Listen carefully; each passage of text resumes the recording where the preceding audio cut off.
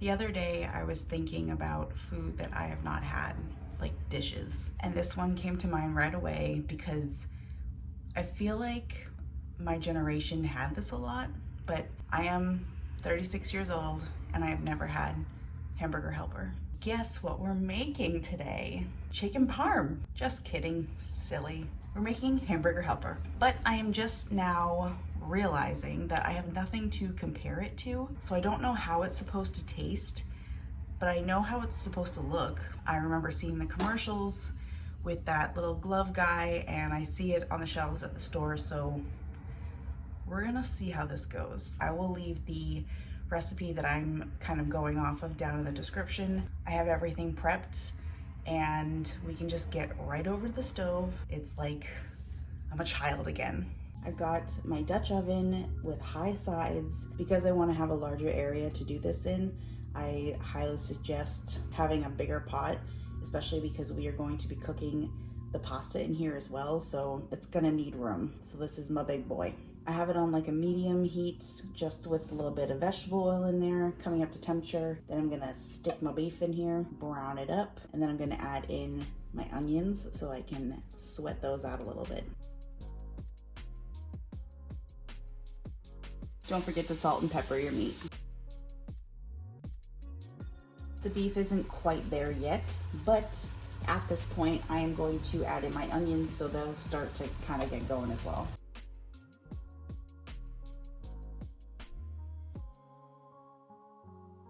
What I'm gonna do now is drain some of this fat, so I'm just going to kind of swipe some paper towels down in there instead of like actually draining your meat. Just move it around a bit and just kind of get what you need out of there. This actually doesn't have a ton, so don't have to do too much. I'm gonna add in some Worcestershire sauce and some tomato paste. And I want to make sure I get that tomato paste worked in, and I want to cook it just for a few minutes, get that raw flavor out of there. Kind of starting to look like sloppy joes. My heat is still on pretty high, so to this I'm gonna add my liquid to bring up to a boil. I've got water and some beef stock.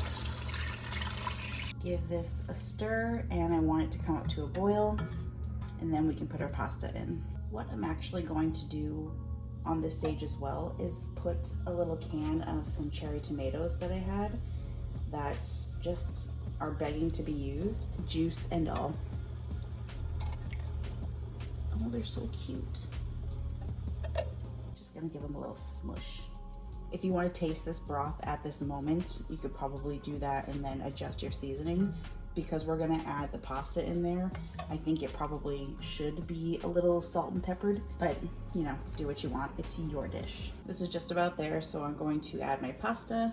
I am using elbow macaroni today. If you were not using elbow, you could use anything else you wanted to, but I would keep it short. This is the part where I'm gonna get nervous because the instructions tell me to put this pasta in here and then bring it to a simmer and let the pasta cook all the way through. Depending on what kind you have, depends on how long it is, just keep on testing it. But it also tells you to just cover it and wait. I have been traumatized in the past by doing exactly that and having all the pasta just like burn to the bottom. So I'm gonna keep a very close eye on it. I suggest you keep an eye on it as well. That's my journey right now.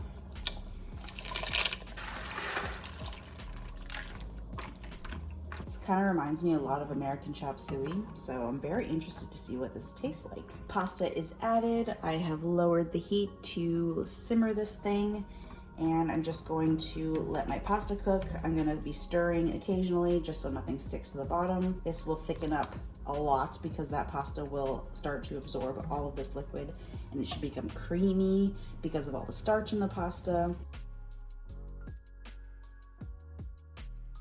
She's getting thicker. Getting pretty thick here, and at this point I'm gonna start testing my pasta just to see the doneness of it.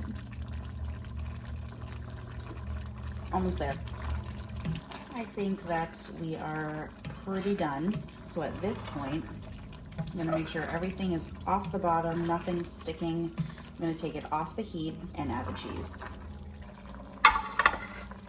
Listen to that burble. Look at that. It is thick and glossy and delicious. Final step to this is some cheddar cheese. I feel like it has to be yellow cheddar. I am not a yellow cheddar person, but I feel like everything has to be yellow in Hamburger Helper, so that's what we're going. And I shredded this by hand. I am the master. I now have muscles in my arms that I didn't know existed.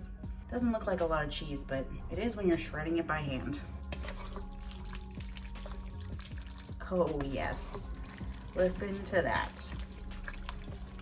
That's some good pasta. As this cools, it's going to thicken up a lot. And what I like to do with dishes like this is actually do everything I want with it, get it ready to go. And I'm going to put a cover on this and let it sit for like 5-10 minutes. And that'll really start to help that thickening process right along.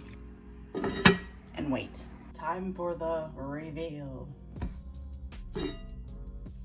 See how much thicker that got in just those few minutes. Oh, this looks good. Because I feel as though it needs a little greenery, I would add some parsley in here, but I don't have any. But what I do have are chives. So I chopped up a bunch that I'm just gonna toss right in.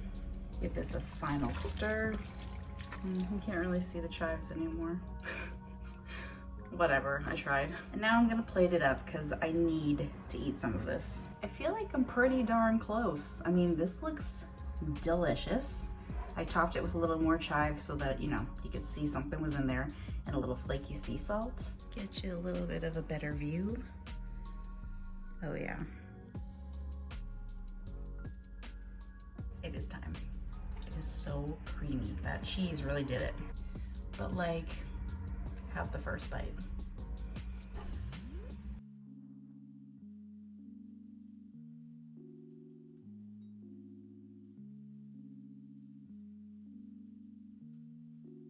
That is delicious. It's so good. That is so warming and comforting. This is perfect for this time of year. Ooh, so easy to make. One pot meal, great for my hands because, you know, these are my dishwashers. And it's so easy. And there's not a lot of ingredients, but the flavor is there, very much there. So this makes a really nice weeknight meal, which is now why I understand that people went and bought that box. It takes no time at all, but this is homemade. You know what went in this. There's nothing crazy weird in this. It is straight up ingredients and it's good. You should definitely give this a try. Enjoy.